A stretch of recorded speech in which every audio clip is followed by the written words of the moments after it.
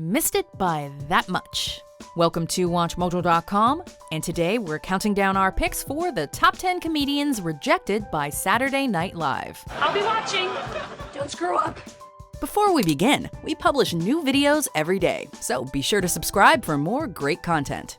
For this list, we're ranking the comedians and funny actors who once auditioned for an acting spot on the Saturday Night Live cast, but for one reason or another did not make the cut. Although some of the people on this list did land jobs behind the scenes, like in the writing room, their dreams of being a cast member were never fulfilled. Whew. Now I feel better. Number 10, David Cross. Food like a banger in the mouth. Oh, right, I forgot. Here in the States, you call it a sausage in the mouth. Comedian David Cross is known today for his groundbreaking work with the maverick mid-90s comedy program, Mr. Show with Bob and David. Ryan Dawn, actor, toucher of souls, is going to write a novel and direct it. However, Cross's unique and uncompromising style of comedy did not always do him favors, like the time he auditioned for a spot on Saturday Night Live. Cross took a chance bringing his Boston-based group, Cross Comedy, to New York City in the years prior to Mr. Show's breakout success. It apparently didn't go down well with SNL brass, as Cross Comedy was soundly rejected and sent packing back to Boston. Could somebody answer me? Jesus, talk to me. Yeah, it's fine. No! Number 9, Paul Reubens. We'll be discussing the disastrous 6th season of SNL, also known as Saturday Night Live 80, a few times during this list.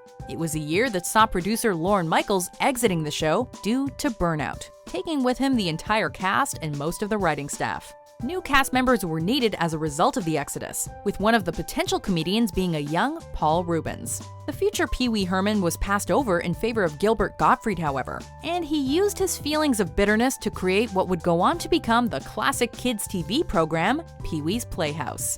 Everybody got a present but me. Number 8, Kel Mitchell. I am reporting your name to the manager. The manager already knows my name. Kenan Thompson's tenure with SNL has been well documented at this point, having been a popular fixture on the show since debuting as a featured player in 2003. Thompson wasn't the only Nickelodeon star to try his luck getting onto the SNL stage, however. As the comedian's former co-star on All That, Kel Mitchell also auditioned. You named the boy Melvin. Then wonder why he's getting hassled at school. Here's a clue. You named the boy Melvin. What's wrong with you? Unfortunately, despite tons of positive fan reception to Mitchell's work on Good Burger and Kenan and Kel, it was only Thompson who nabbed an open spot. However, Jimmy Fallon would reunite the two years later. Yeah, why don't you give me one of them good shakes while you're at it? Oh, you want a good shake? I'll give you a good shake. Oh, I'll give you one. A shake, shake. Number 7, John Goodman. See how low drugs have made you sink? Although you might be forgiven for thinking John Goodman was an SNL cast member, given the numerous times he's been on the show as a host, the former Roseanne star was actually rejected when he auditioned for Saturday Night Live 80. Yep, that infamous 6th season we mentioned earlier rears its head yet again, as it was eventually revealed that Goodman was passed over during the audition process in favor of Joe Piscopo. Don't feel too bad for John, though. We hear he ended up doing just fine. Saturday, Donnie, is Shabbos, the Jewish day of rest. That means I don't work, I don't drive a car, I don't fucking ride in a car, I don't handle money, I don't turn on the oven, and I sure as shit don't fucking roll! Number 6, Zach Galifianakis. I sometimes have a speech impediment, which is... it's a hard word to say if you have one. Sometimes the closing of one door results in the opening of another. Case in point, Zach Galifianakis auditioned for Saturday Night Live back in 1999, but sadly didn't get the part. We're the 3 best friends that anyone could have. We're the 3 best friends that anyone can have. He apparently left a positive impression on the SNL brass, however, and it was one good enough to land him a job writing for a number of episodes.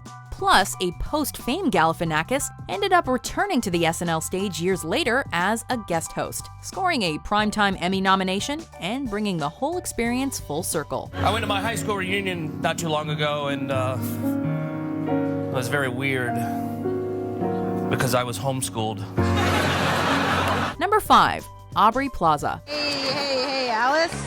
That was not your fault, okay? Hey, did you hear the one about the intern who worked really hard and eventually managed to land a gig with Saturday Night Live? No? Then maybe you can relate to the experience of actress Aubrey Plaza, who tried to go this route when working behind the scenes at SNL in 2005. They say that you were escorted away from the Page program. Okay, that is not by true. security. Plaza auditioned for a spot on the main cast 3 years later, but was passed over.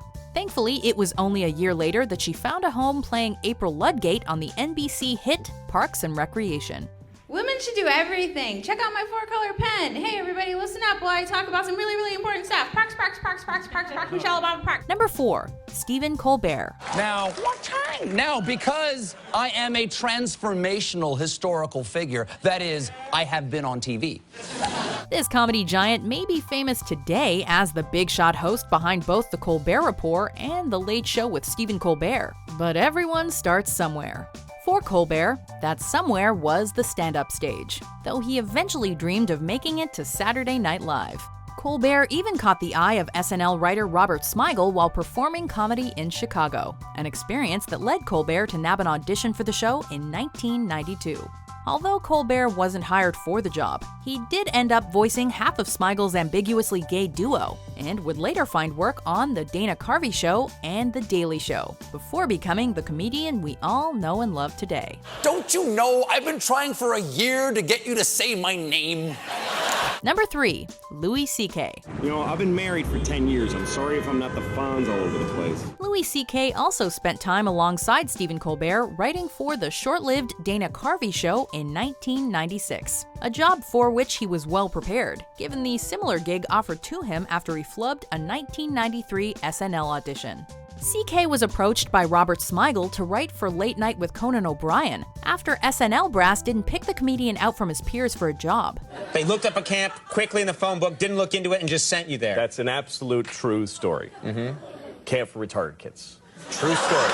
Although, to be fair, some of the other comedians auditioning that day included Sarah Silverman, Jay Moore, and Dave Attell. So at least CK was in some pretty good company. First I have to decide, do I really want to be alive anymore? Let's start with that. Number 2, Steve Carrell. Some of the people here might be sexually inexperienced.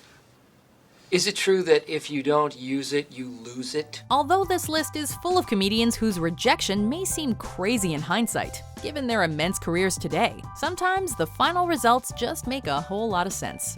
Steve Carell's 1995 audition falls in this category, as he and his wife Nancy Walls both tried to make it onto the SNL cast. Oh, hold on, I see Mr. Ray Romano is coming inside.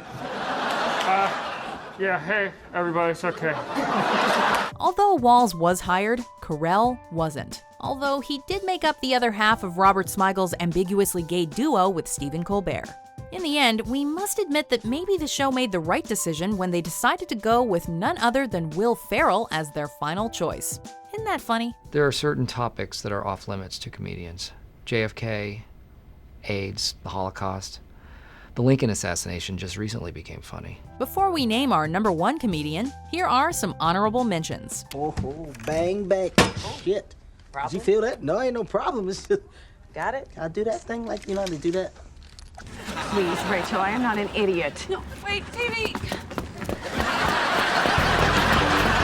We could not talk or talk forever and still find things to not talk about. Number 1, Jim Carrey. Hey, guys. Whoa, big gulps, huh? All right. Well, see you later.